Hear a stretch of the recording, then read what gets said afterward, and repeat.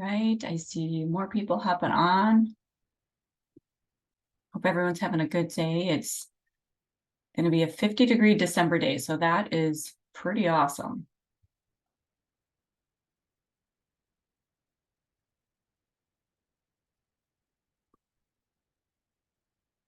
We'll get started in just about a minute here.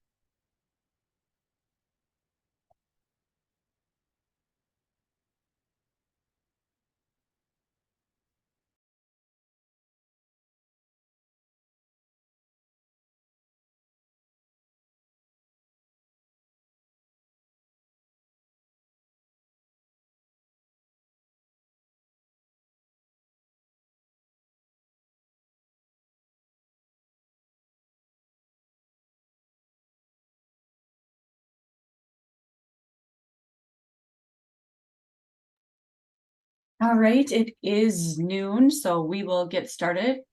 Welcome everybody to our media and our kids internet safety webinar in partnership with Safe Kids Fargo-Moorhead and Sanford's Children's.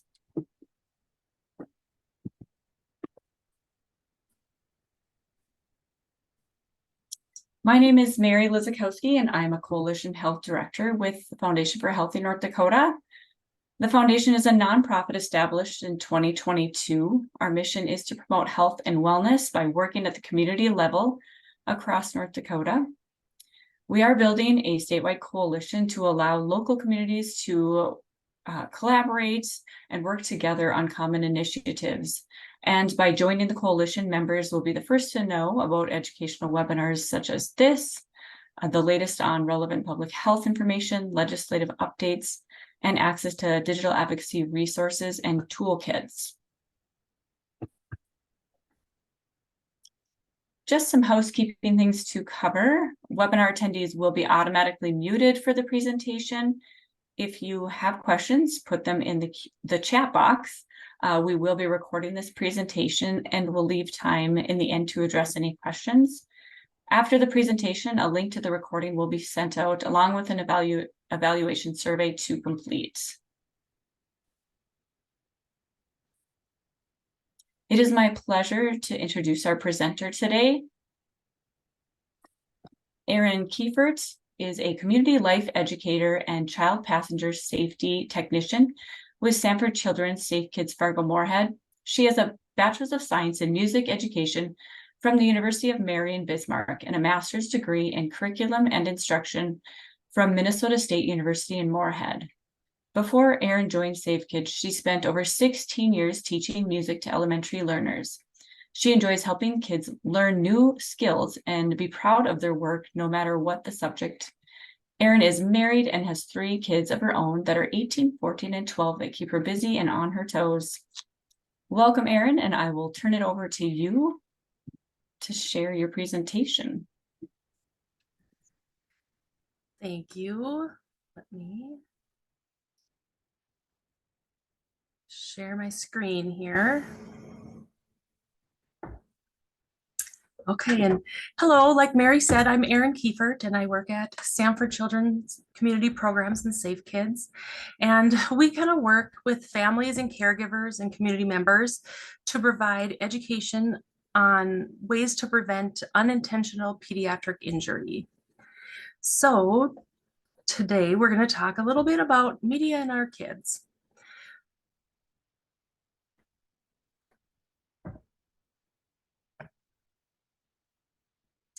With all the technology around us and how fast it's changing, it's almost impossible to keep kids from using these media sources.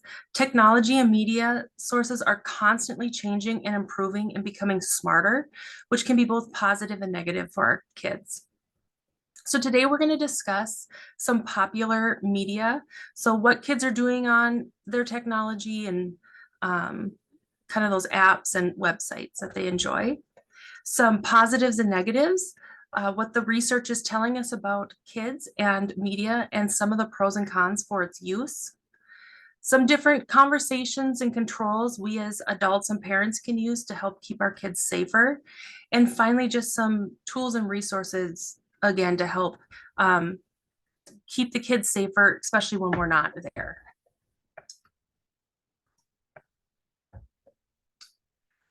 So when we think of media of the past, we think of things like the newspaper that was delivered every day in the morning, or the nightly news, or radio shows and magazines. And these were a part of many people's daily lives. I remember my parents getting up in the morning and finding their favorite sections of the newspaper and reading those. And then at night when they came home, we had to make sure all of our like piano practice was done because the nightly news was going to be watched. And that needed to be done so they could hear the news. But it was just kind of everybody's daily normal life. But it was, you just kind of took it in as more of an observer and you weren't able to comment or make posts. And it wasn't interactive like it is today. So media of today looks very different and we engage with it in a lot of different ways than in the past. There are websites, apps, gaming, blogs, podcasts, creative tools, YouTube, social media, and so much more. With this many options, you can be in almost contact with other people. Knowing what each other is doing, thinking, sometimes you know the people, sometimes you don't know the people, and it lets you comment on each other's posts. Media of today is always changing and it's a lot more interactive than in the past. So social media, when thinking about social media, a commonly used definition is a platform with user-generated content where people can interact. Even though this definition is pretty common, it's also a lot of researchers felt it was a little bit too vague because it raises questions for things like multiplayer games, dating apps, and group texts, which all of them you can interact with other people and you can create content, but aren't really normally thought of as social media. And for this presentation, when I talk about kids, I'm really talking mostly about those kids between the ages of 8-ish and 18. But I do have some information about other ages as well, and I will make sure I say that in my presentation. So the first thing I would like to do is ask you a question, and I'd like you to put what you think in the chat. So what do you think are some of the top things kids are doing while they're on their devices?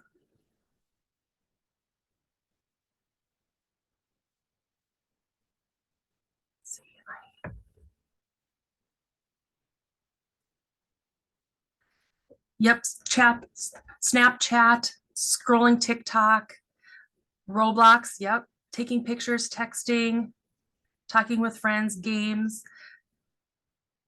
Yeah, all of those things are really, really great guesses and exactly what they're doing too. Yeah, they're doing things like playing games on different devices, whether it be their computer or tablet or phone. They're watching Netflix or Prime Video or whatever kind of TV app they like to watch. They're watching those YouTube videos and shorts. They're reading books. They're creating art, music. Sometimes they're writing stories.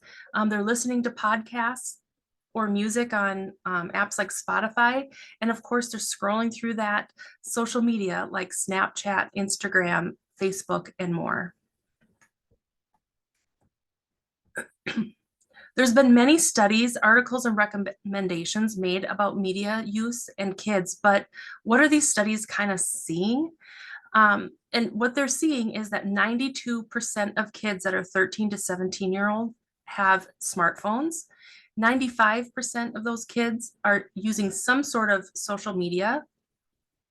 Instagram is being used by 72%. Snapchat is used by 69%.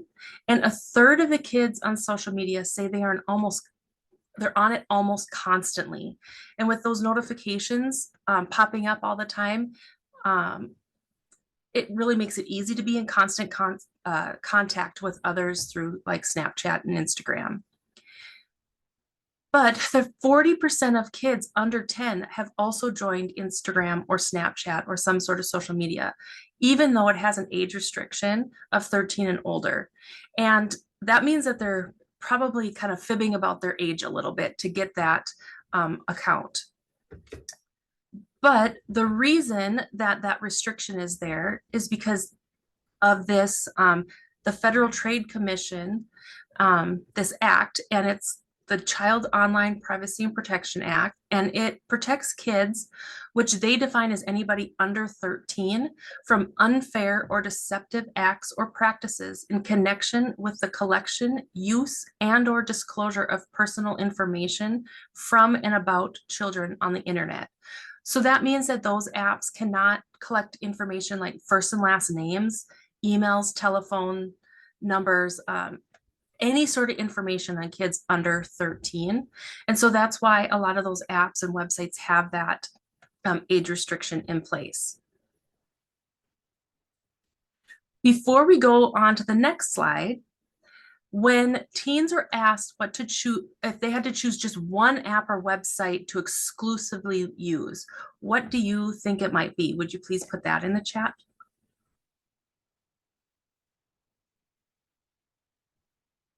Snapchat, TikTok, Facebook, TikTok. Yep. All good guesses, but they actually said that YouTube was a thing that they just could not live without. My own 14-year-old son also, he guessed Instagram actually, but I probably would have guessed Snapchat. But if kids were asked to just use one media, they chose YouTube. 32% of them did. But Snapchat came in second with 20%, and Instagram and TikTok actually tied for third with 13%.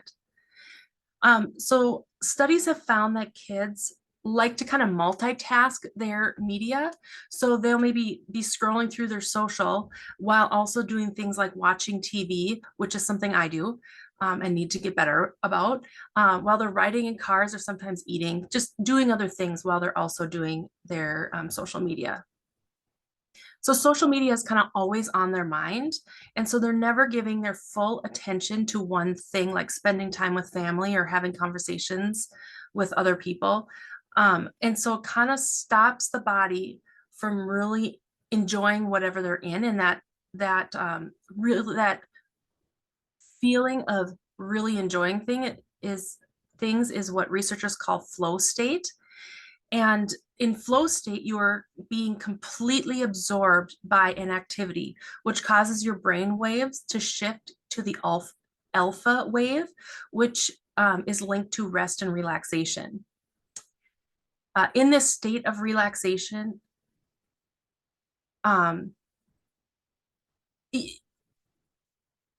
this state of relaxation cannot really happen when you are constantly thinking and worrying about what your next post is going to be or what people are saying on social, because you're never fully immersed in whatever the thing is that you're doing.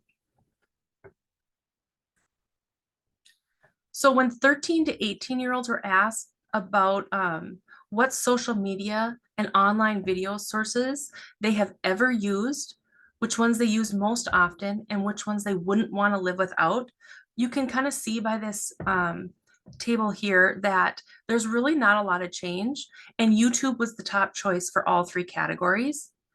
Twitter, which is now called X, Pinterest, Reddit, and Tumblr came in the bottom, which I guess personally didn't really surprise me because I didn't really know kids use some of those. But in the middle there, Instagram, TikTok, Snapchat, Facebook, and Discord kind of came in those second to sixth spots.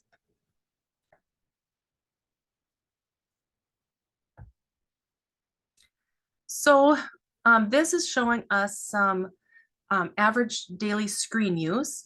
And this slide is from the Common Sense Census, media use by tweens and teens from 2001. And they found that the average entertainment screen use for 8 to 12-year-olds and 13, they kind of broke it into those two groups, 8 to 12 and 13 to 18-year-olds. And as you can see, boys tend to spend a little bit more time on screens than girls do. And it also broke down the screen use by race and ethnicity, as well as family income. There's not a lot of change between the Black and Hispanic Latino groups in either age groups, but people of white people are use a little less screen time. And then they also did the family income. And I remember taking a training before, and that was talking about screen uses with kids. And they mentioned that those that are in the higher income levels are able to kind of pay for those extra ways to get their kids involved. So maybe like the club sports or music lessons or whatever it might be, they're able to pay for those. So that could account for why some of the higher income level has less screen time, possibly. But what is the kind of recommended amount for different kids? And how involved should those caregivers be with their kids on their screens? So I like to think about screen time and media use, kind of like you would think about playing outside with your kids. When you have that nice new baby and you go outside for a walk on a nice summer day, you are always with your baby. You are in total control of what they are doing. They really don't have any say. But then as your kids get older and become more independent, and you've taught them those skills and what's right and wrong and how to be safe, you kind of let them do things for longer periods of time alone. And that's kind of the same with media. As kids learn those skills, they can be trusted to spend a little bit more time alone on them. So these recommendations are from the American Academy of Pediatrics. And the recommendation for children who are 0 to 2 is that they really shouldn't have any screen time. And if they do, it should be doing things like FaceTiming family members. So they're like talking or seeing people that are not in their homes, kind of thing. Excuse me. When they get a little bit older, like closer to that 2, they did say that some high quality education programs are okay for them. But media use should never be used alone for these kids. The caregiver should always be using it with them. And children are at this age are learning and growing by exploring the world around them, and they're not really able to understand that what they see in the screen is not real life. Again, in that those kids that are about 18 to 24 months old are able to learn from high quality educational programming if their parents are playing the game or viewing it with them and they reteach the lesson later. So maybe you're learning about letters or numbers on some app on your iPad. And then later you go back and teach about letters or numbers in books. So you're saying words with those letters or you're counting objects or something like that, but it needs to be retaught. It can't just be put on a screen and kids just absorb it when they're that age. So for preschoolers, kind of in that 2 to 5-year-old age, their screen use should still be very limited to no more than an hour a day. And it's important at this age that kids find activities that are healthy for their bodies and their minds. So they should be spending their time doing things like playing outside, building different creations, coloring, dancing, and engaging in imagination play. The media that they do have should be interactive, nonviolent, educational, and pro-social. And caregivers should still be always watching or playing with with their kids while they are using the media at this stage. The elementary age kids, that kind of 5 to 10-year-olds, shouldn't have more than 2 hours of media a day, but this does not include time they spent on school related activities. So if they have homework they have to do, it doesn't include that. That's like extra on top of the 2 hours. With so many schools having one-to-one devices, your kids really spend a fair amount of time on a screen each day. So when they are using screens outside of school, make sure that they're not taking the place of other important activities like sleep, time with family and friends, and exercise. Caregivers should be checking on them and making sure that the media that they're using is safe. So even if you like walk by and take a little peek at what they're doing and kind of often, or maybe it's being used in a area that you can kind of hear and glance at what they're seeing still. So for the teens and tweens, they should have no more than kind of 2 to 4 hours of media use a day. And again, that's not counting the schoolwork time. This age group is becoming more and more independent with their media use, but caregivers should make sure to talk with their middle and high schoolers about what they are doing, what they are seeing, what they are hearing, and how it makes them feel. Discuss ideas of what to do in situations that made them feel uncomfortable. And again, it's important that the media is not taking over their life and causing them to miss out on positive relationships, exercise, sleep, and time with others. So what does all this time spent in media kind of do to kids? The Digital Futures Initiatives found some kind of startling changes that are happening. They found that more and more teens are suffering from anxiety, and cyberbullying is on the rise. Kids as young as 5 are being exposed to pornography and sexting. Over half of US teens say they are addicted to technology. Cell phone use is involved in 78% of all distracted driving and 64% of all crashes in the US. So lots of driving while on phones. But the statistic that kind of surprised me and didn't surprise me was that 70% of youth lacked emotional intelligence because they're talking to their devices instead of other people, which causes them not to understand other people's emotions and feelings. So they kind of end up with that lack of empathy. With all these changes happening, what are the effects that have been found in teens' developing brains? So the brain is really developing quite rapidly for kids that are in that 8 to 10-year-old age, but especially for that adolescence where they're 10 to 12-ish. The only time that their brains will be developing faster is when they're babies. So with this growth causes these middle school kids to seek social rewards, including attention and approval from peers. Social rewards like likes and affirming comments on social media start to feel more and more satisfying. Happy hormones, oxytocin, and dopamine are being released in the brain, making kids feel really good and happy, but they also want more and more social rewards that come sometimes from that social media. Other areas of the brain that are influenced are the areas that control emotional learning and behavior, as well as impulse control, emotional regulation, and moderating social behavior. This constant overstimulation from social media shifts the nervous system into fight or flight mode, which can worsen disorders like ADHD, teen depression, oppositional defiance disorder, and teen anxiety. Because of all these changes happening in the tweens' brains, risk-taking and not understanding or caring about consequences is pretty high. Their physical and mental well-being is kind of up and down at times, and they're kind of developing their sense of self-identity and self-worth. And they're very susceptible to peer pressure. But because of these social media platforms like Instagram, YouTube, Snapchat, and TikTok, kind of grab those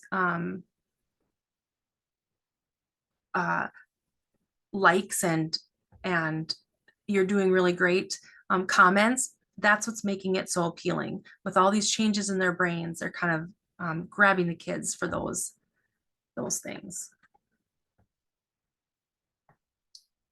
So when talking about social media, you hear a lot about the pros and cons. The US Surgeon General's advisory on social media and youth mental health stated that there's not really enough evidence yet to determine if social media is safe for children and adolescents, and more studies and research needs to be done. And they're also a little unsure if social media causes anxiety or depression, or if people with anxiety and depression are kind of drawn to social media as a way to protect themselves. It's just not clear yet. They do feel like it's kind of pointing one direction, but it's not completely clear. but they have been able to find some common connections with social media and how it affects people. So the amount of time that people spend on social media plays a big factor in how happy they are. Less time is better, and the more time spent on social media, the less happy people tend to be. The content that they are taking in, whether it's uplifting or educational, can be helpful, but if it's not, it can be harmful.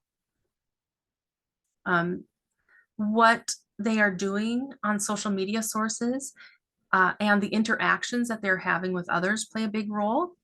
If media is disturbing things like sleep, physical activity, schoolwork, or personal relationships, it can be harmful. And it's also important to kind of remember that different kids and people are affected differently by their media use based on individual strengths and vulnerabilities, as well as cultural, historical, and socioeconomic factors. The Surgeon General's report also included some possible benefits and harms that can happen from media use. The next few slides will cover some of these findings, but we'll start with some of the possible benefits.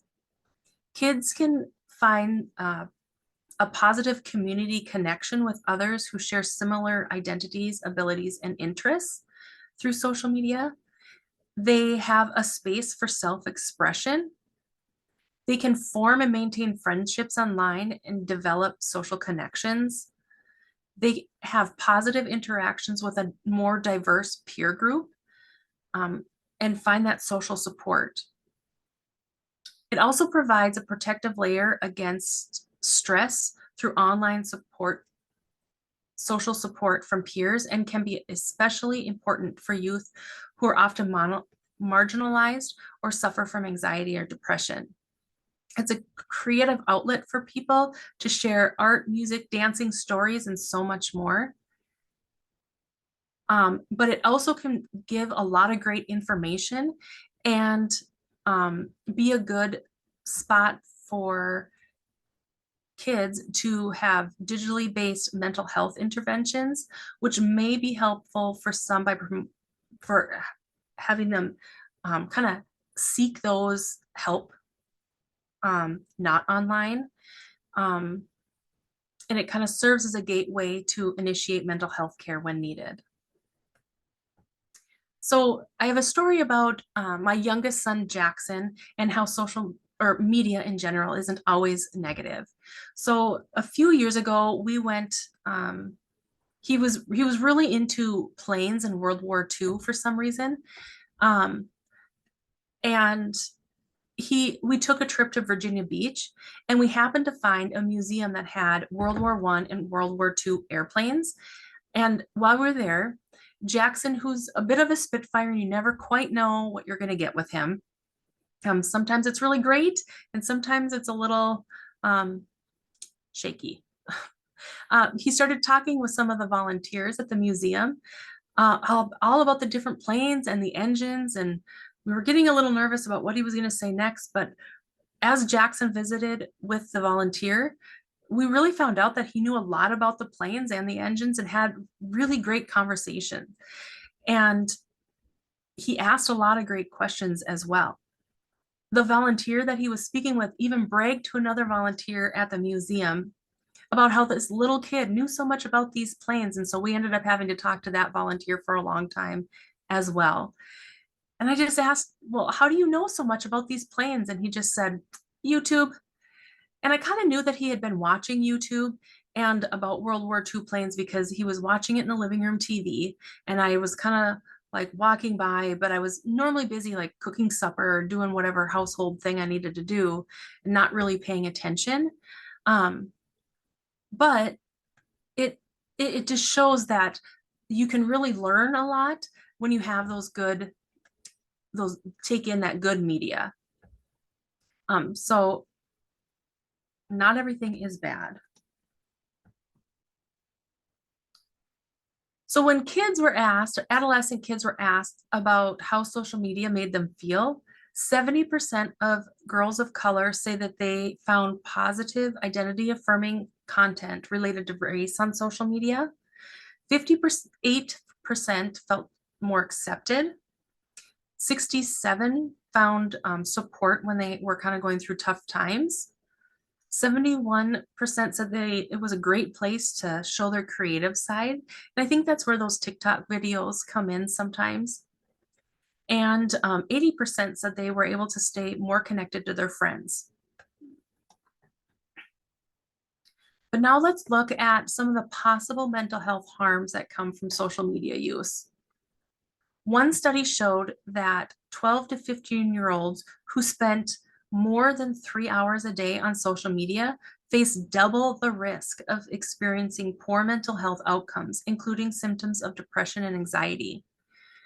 Just the introduction of social media may have contributed to more than 300,000 new cases of depression in college students. And if this is the case with college age students and their brains are more and more developed, think about what it kind of does to those adolescents where they're rapidly growing and developing in their brains. There seems to be a higher rate of negative effect in adolescent girls who experience poor mental health, depression from cyberbullying, body image, and disordered eating behaviors, and poor sleep quality linked to social media use. And the higher the social media use was kind of a predictor for other issues like poor sleep, online harassment, poor body image, low self-esteem, and higher depression symptoms. Again, this affected girls more than boys. But they were able to find some things that kind of reduce these risks, and limiting social media to only 30 minutes a day over 3 weeks led to significant improvements in depression severity. So it didn't necessarily completely get rid of depression, but it just made it less severe. Deactivation of social media platforms for 4 weeks improved people's well-being by 25 to 40%, which I think is quite a bit of improvement, I would say. Some other possible harms that could come from social media is easy access to extreme, inappropriate, or harmful content for kids. There's been some childhood deaths that have been linked to suicide and self-harm related content and risk-taking challenges on social media. So that could be those illegal or dangerous TikTok challenges that we hear about in the media. Over 24 studies have found that social media platforms show live depictions of self-harm acts. And because these videos are so easy to access, it starts to make them less, it starts to normalize these self-harming acts, which we don't want these acts to be normal for our kids. Body dissatisfaction, disordered eating behaviors, social comparison, and low self-esteem is raised from more media use. And again, it affects girls more than boys, or seems to. Boys can be affected by it as well, though. Cyberbullying is a real thing now. Exposure to sexting and pornographic material at young ages, predatory behaviors and interactions like sexual exploitation of children, financial threats, threats or actual distribution of intimate images, and even drugs being sold online. Nearly 6 out of 10 girls say they have been contacted by a stranger and it made them feel uncomfortable. So 60%, which is alarming.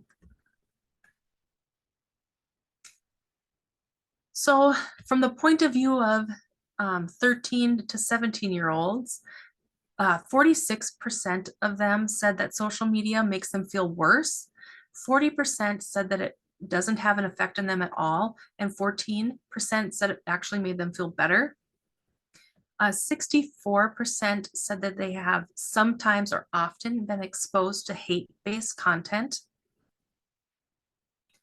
1/3 of adolescent girls of color say they were exposed to racist content or language on social media platforms at least monthly.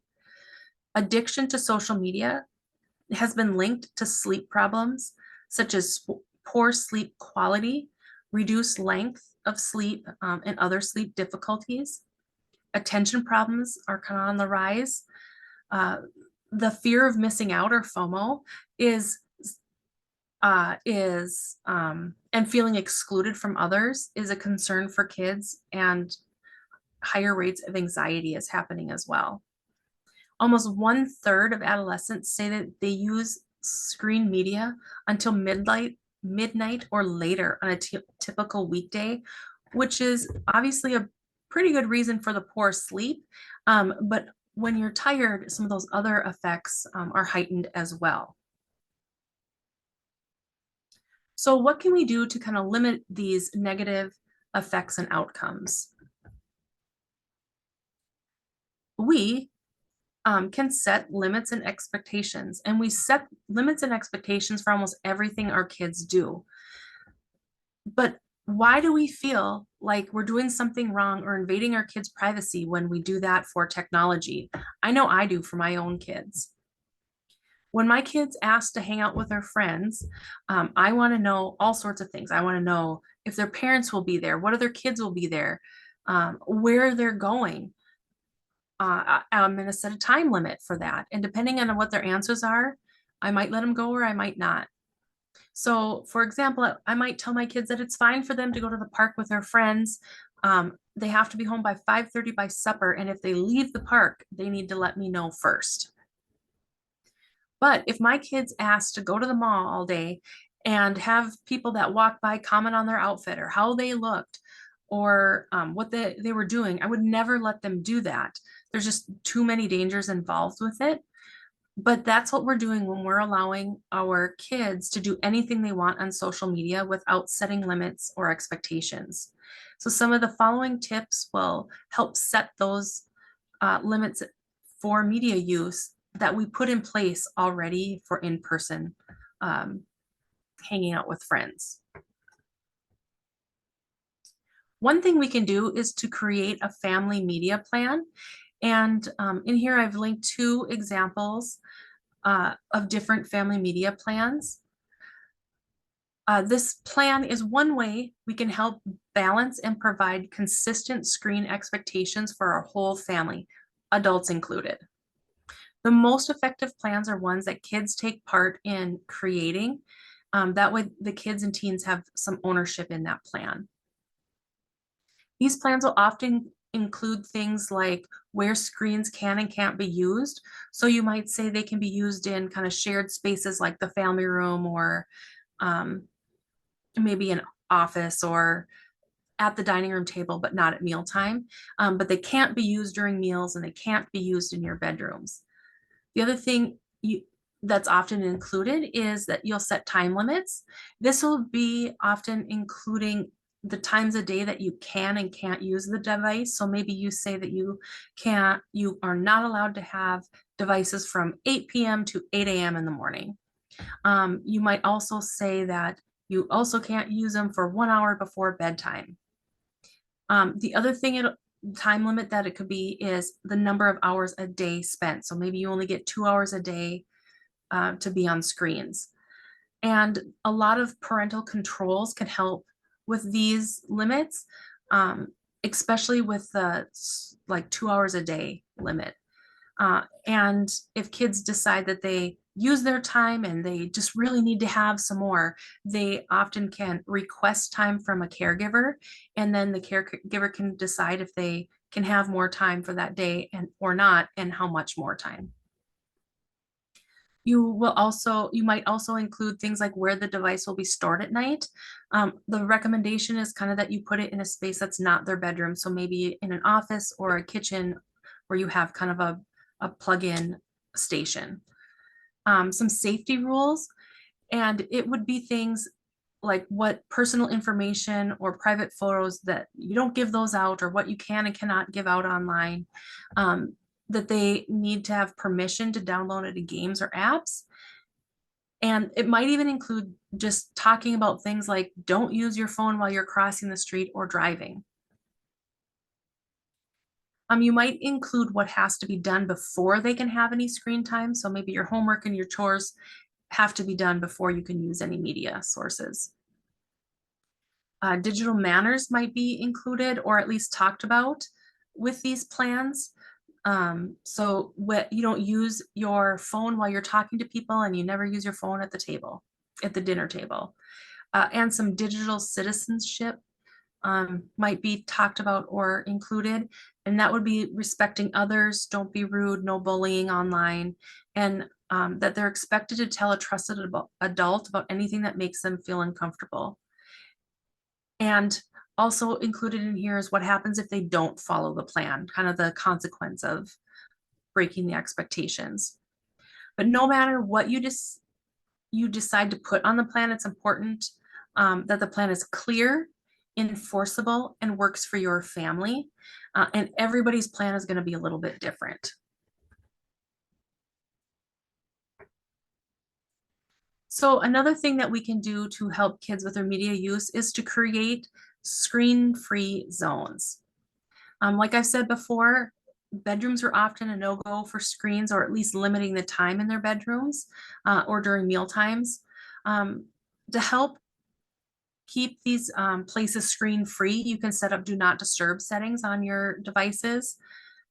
Often there will be times that the devices can and can't be used, like 1 hour before bed, or again, that those nighttime hours that so kids can get good sleep.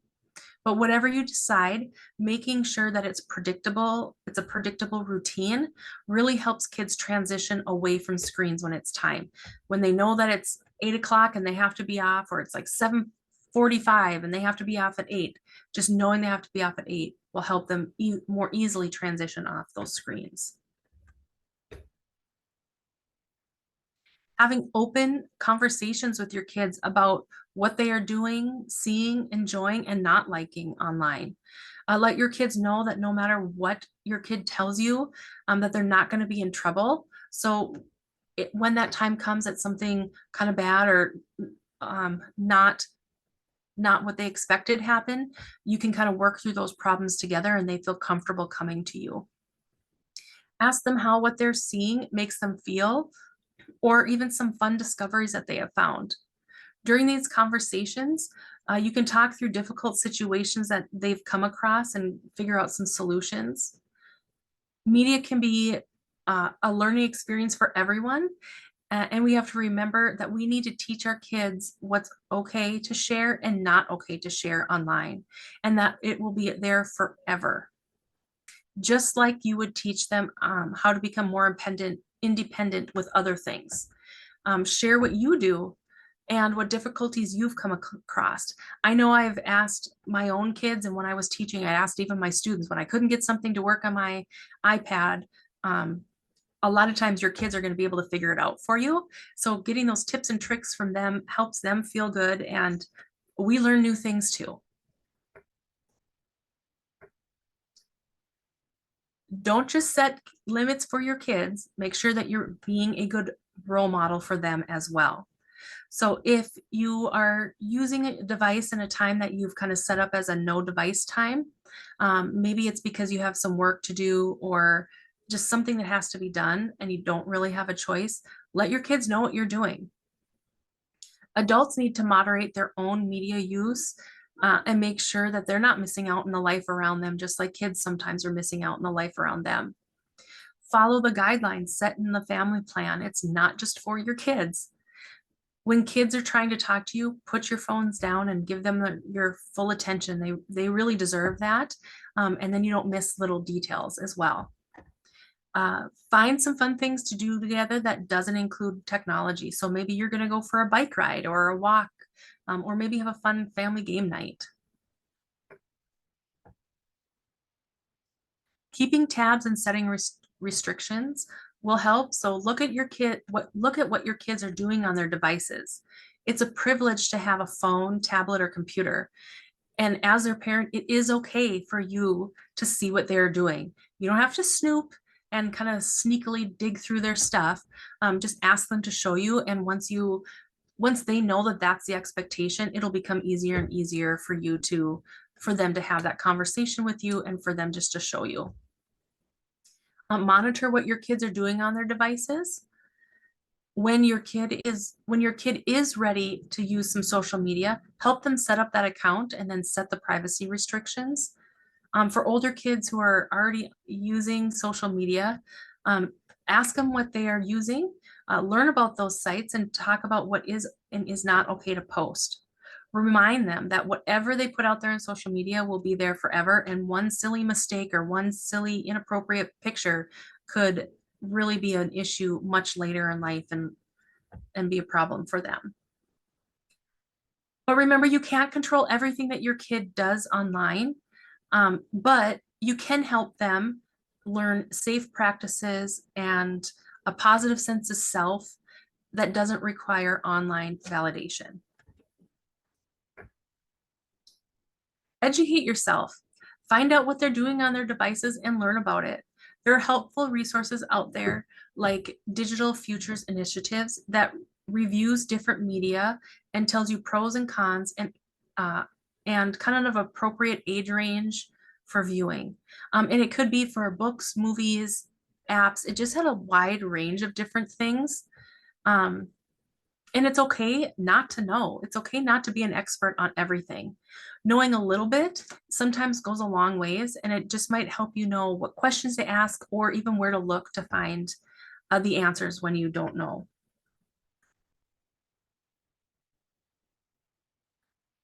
You can set up your kids' devices so that they have to request apps and you have to approve them before kids are able to download them. So choosing that quality content. And this will also give you a chance to look at those apps or whatever they're requesting and just decide if it's okay for them to have it or not. And it's okay to decline, even if they tell you all my friends have this app, it's okay to decline it. And if you do some more research and find that it's okay, they can request it again. And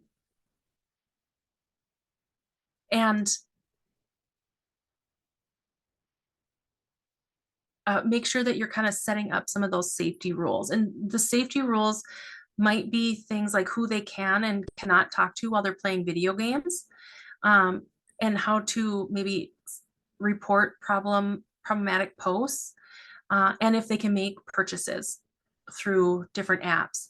And I know that we made a mistake with that of not, when our kids were young, not having enough parental control settings up. Our middle son really loves camping and he likes hiking and just kind of those outdoor activities, and he just loves to research it. So he really is quite knowledgeable. But he just really found this knife that he had to have off Amazon. And we had already told him no, he wasn't old enough. And then all of a sudden, this knife showed up at our house. So we kind of learned through our mistake that we need to make it so that our kids can look at things on Amazon, but they cannot purchase them. Same with apps and other things. But now that our kids or our daughter, I guess, who's in college, is older, we kind of had to adjust those settings because she needs to be able to buy things like textbooks or things she needs at school.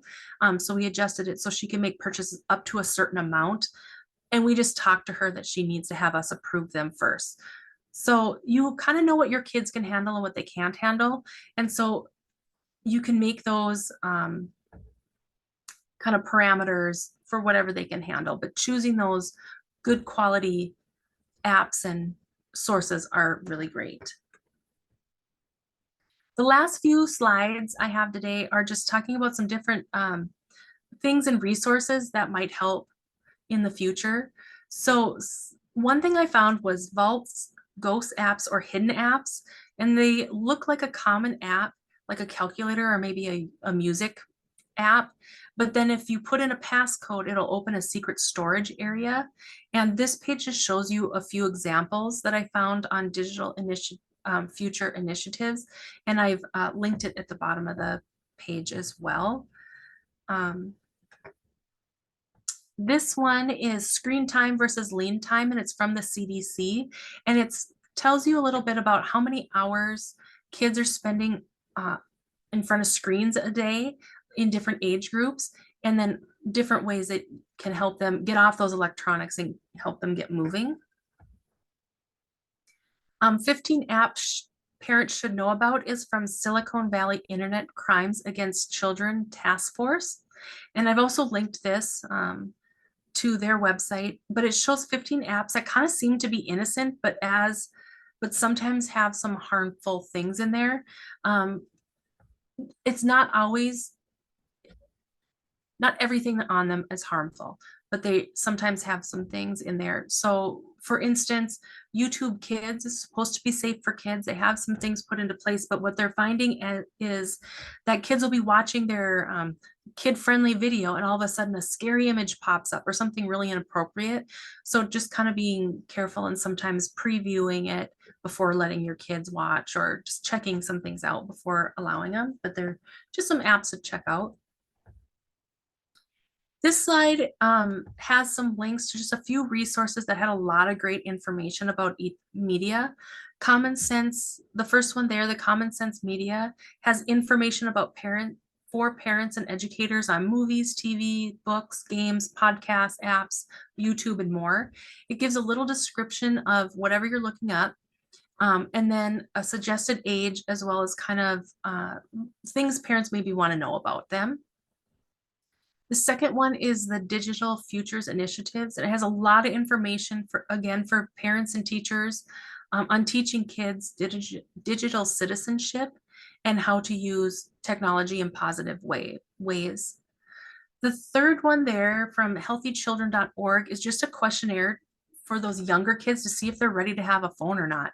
You know, it's kind of in that shaky time where, well, maybe they should have one, some of their friends have one, but you're just not sure if they're mature enough or ready for it. That's just a questionnaire to help if you need.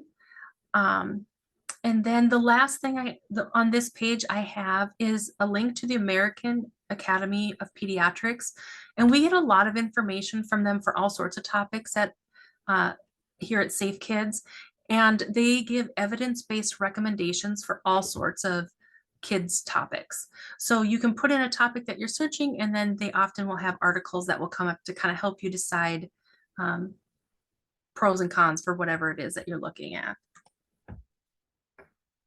This page gives some different parental controls and kind of how to set them up. It links you to kind of the how-to for them. The first three, the Apple, Google, and Samsung, are ones that are just right there on your phone or your device. And if you have other brands, I'm sure that they have them as well. The Verizon Smart Family and the AT&T are paid subscriptions. And there's other ones out there too. I saw that you can do it for like your modem at your house, but it only controls the kids' media stuff in your home. It doesn't give any safety nets for outside of your home. And I just want to thank you very much for listening to me today. And I hope you learned a little bit of something new, or at least reinforce something you already knew. And just remember that moderation is key when it comes to media use, and not everything kids are doing is bad. And just like everything else kids learn to do, they need to be taught how to do it properly and safely. And that's the same with media use. And I'd be happy to answer any questions you might have, or if I don't know, I can try to point you in the right direction or get back to you if I don't know. Awesome. Thank you, Erin. I am just going to pop my screen up and so I can have that survey up here.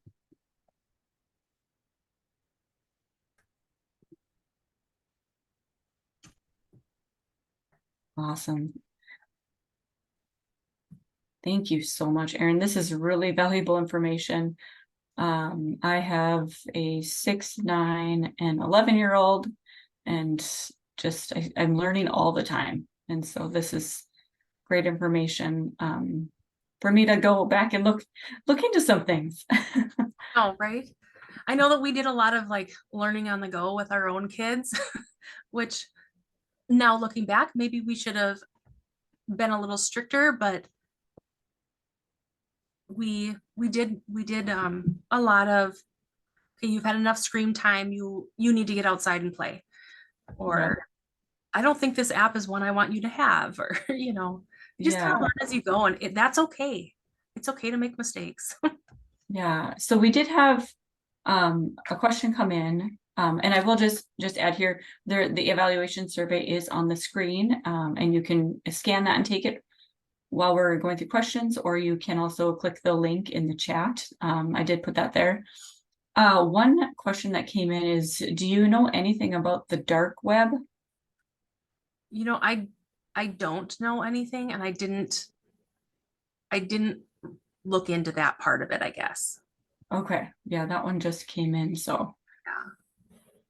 maybe we can look into something, and maybe I can send a follow-up email to everyone who registered with maybe some more information on that. One thing, and maybe it was mentioned and I missed it, when you talked about the time limits for the different age ranges, was that including television or just like electronic devices of, like an iPad? Let me. I was just curious. I know. I think it was like total screen use, because Okay. they really want it to be that kids are still getting out and doing other things, and Mm-hmm. being creative and doing some of those things that they're kind of losing by just putting their face in a screen all the time. Okay, awesome. Thank you. Mm.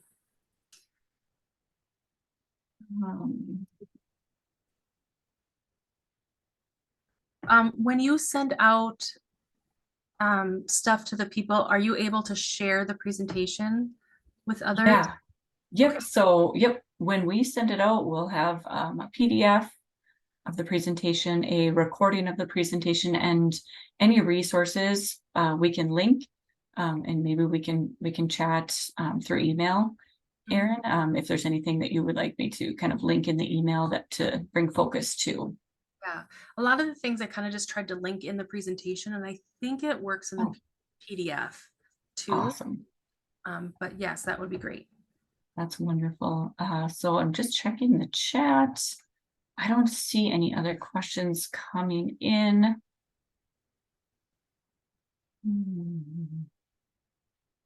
I know something that we I call it cleanses in my house. We go on iPad cleanses, so it's not like anyone's in trouble, but we go on probably like 7-day cleanses. And I will say, like, I can completely tell the behavior. And even my oldest, who just turned 11, is like, "Oh, we had a really good week." So I can see the benefit. And we just actually started like Tuesdays and Thursdays. We don't do electronics. And so we just started it this week. And so the kids are like, "Hey, can I call my friend or go on the iPad?" I was like, "Oh, remember it's Tuesday." And they're like, "Oh yeah." So it didn't blow up, no one was like upset, Yes. because it's planned. So I highly recommend that. Yeah, those are good ideas. I've even heard like those, like we're gonna take a week off of all technology. Like the first couple days I've heard sometimes are a little rough, but then by the end of the week they don't miss it at all. Yeah, yep, I agree. Awesome. Well, I don't see any other questions.